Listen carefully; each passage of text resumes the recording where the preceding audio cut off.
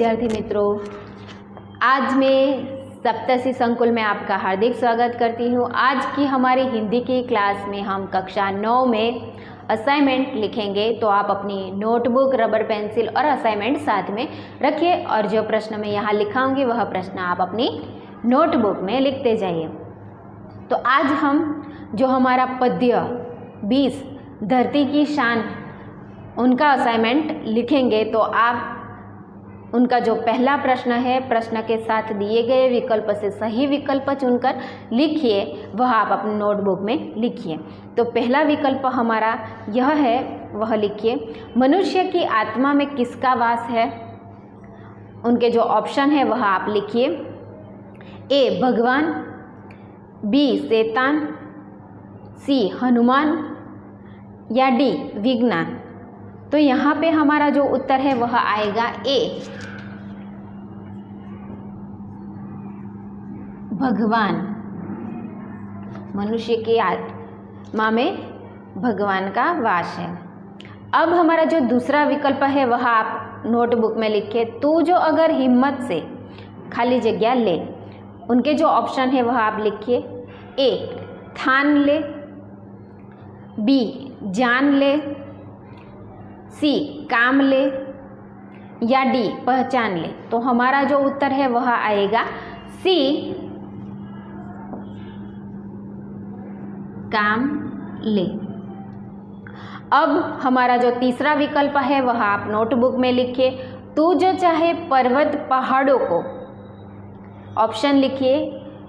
ए मोड़ दे, बी फोड़ दे, सी तोड़ दे या डी जोड़ दे। तो हमारा जो उत्तर है वह आएगा बी फोड़ दे।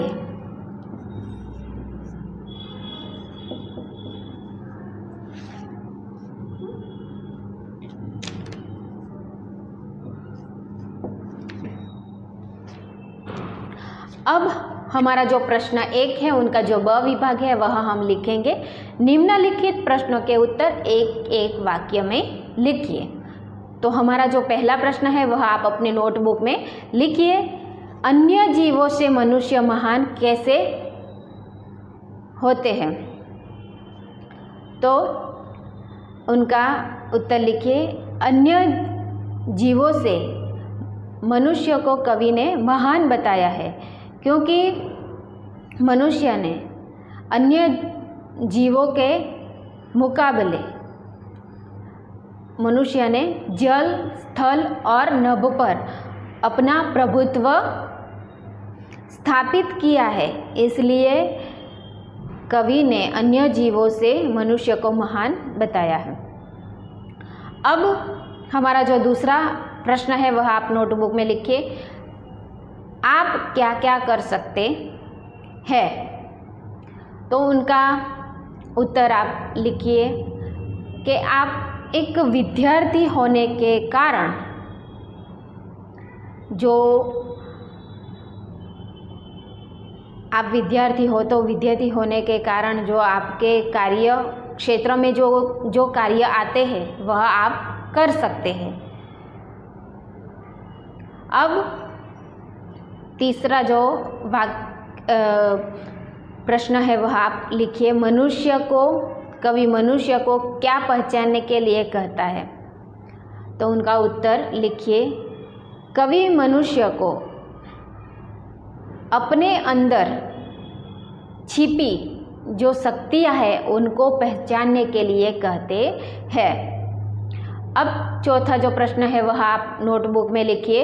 मनुष्य की वाणी में किसका आह्वान है।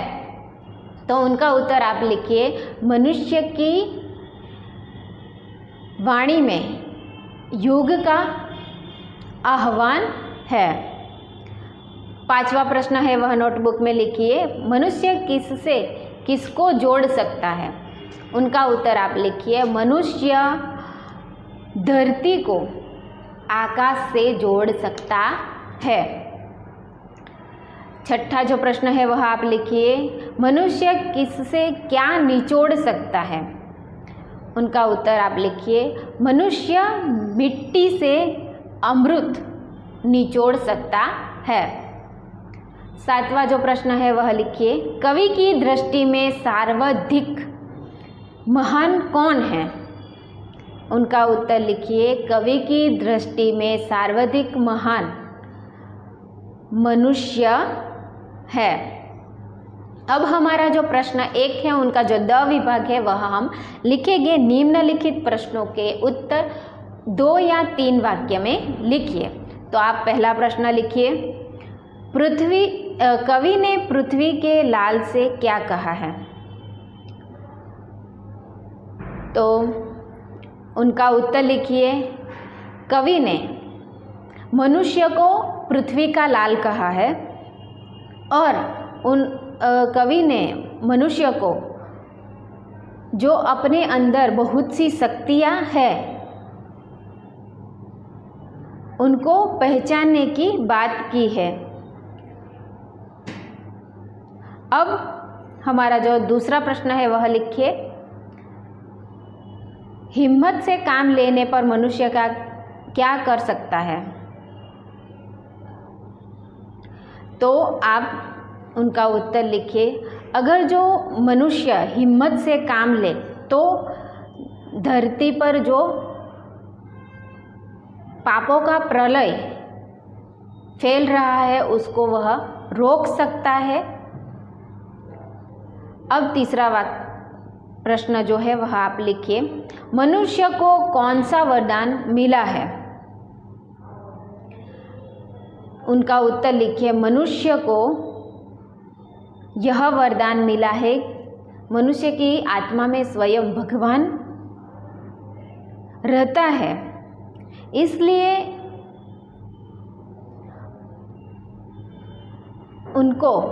मनुष्य को अमरता का वरदान मिला है। अब हमारा जो प्रश्न 1 है उनका जो ई विभाग है, निम्नलिखित प्रश्नों के उत्तर 5 या 6 वाक्य में लिखिए। तो उनका जो पहला प्रश्न है वह आप लिखिए, धरती की शान कविता का केंद्रीय भाव स्पष्ट कीजिए। तो उनका उत्तर आप लिखिए, धरती की शान कविता में कवि ने मनुष्य को सर्वशक्तिमान बताया है और मनुष्य को अपने अंदर छिपी जो शक्तियाँ हैं उनको पहचानने के लिए कहा है, क्योंकि मनुष्य अपने अंदर छिपी जो शक्तियाँ हैं उनको वह नहीं पहचानता और अपने आप को असफल और निर्बल समझता है। वो चाहे तो बड़े बड़े कार्य कर सकता है, उनकी अंदर अनेक शक्तियाँ हैं क्योंकि उसकी आत्मा में स्वयं भगवान विराजमान है, इसलिए वह चाहे तो युग का भी आह्वान अपनी आवाज़ से युग बदल सकता है। अब हमारा जो दूसरा प्रश्न है वह आप लिखिए, धरती की शान से कवि का क्या तात्पर्य है और भाव स्पष्ट कीजिए। तो उनका उत्तर आप लिखिए, धरती की शान कविता में कवि ने मनुष्य को शक्तिशाली और बुद्धिमान बताया है और उनको अपनी गौरवंत मनुष्य को बताया है कि उन्होंने अपनी बुद्धि के सहारे अनेक कार्य किए हैं और उनमें उन्होंने सफलता भी प्राप्त की है। इस प्रकार मनुष्य के अंदर छिपी जो शक्तियाँ हैं उन्हें प्रकट करने के लिए कवि ने धरती की शान कविता का जो भावार्थ है उनको स्पष्ट किया है। अब हमारा जो तीसरा प्रश्न है वह आप लिखिए, धरती की शान कविता में कवि ने प्राकृतिक दृश्यों का चित्रण किया है और कैसे। तो धरती की शान कविता में कवि ने प्राकृतिक तत्व हवा, पानी और धरती, आकाश जैसे प्राकृतिक तत्वों का दृश्यों का उन्होंने चित्रण किया है। मनुष्य अगर चाहे तो धरती को अंबर से जोड़ सकता है, वे माटी से अमृत निचोड़ सकता है और वे अपनी कामयाबी से ऊंची ऊंची जो कार्य है वह कर सकता है। इस प्रकार धरती की शान कविता में प्राकृतिक दृश्यों का जो चित्रण है वह किया गया है। प्रस्तुत कविता में मनुष्य ने प्रति किस भाव की अभिव्यक्ति हुई है, जो इससे हमें क्या प्रेरणा मिलती है। तो धरती की शान जो कविता है, उस कविता में कवि ने मनुष्य को सर्वशक्तिमान बताया है और वे कोई नहीं कर सकता वैसा कार्य मनुष्य कर सकता है। अपने अंदर की जो शक्ति है उसे पहचान कर वह बड़े बड़े कार्य कर सकता है।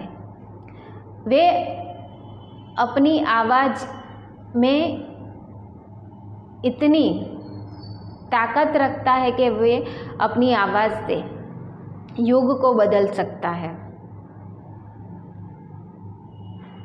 इस प्रकार मनुष्य के प्रति इस भावना की अभिव्यक्ति हमें प्रेरणा देती है कि मनुष्य चाहे वह कर सकता है। तो आज हमने जो पद्य 20 है धरती की शान, उनके जो सारे प्रश्न हैं वह हमने लिखे हैं। तो आप अपनी नोटबुक में वह प्रश्न सब लिख लीजिए और उनका अभ्यास घर पे करिए। तब तक के लिए जय हिंद, जय भारत, अस्तु।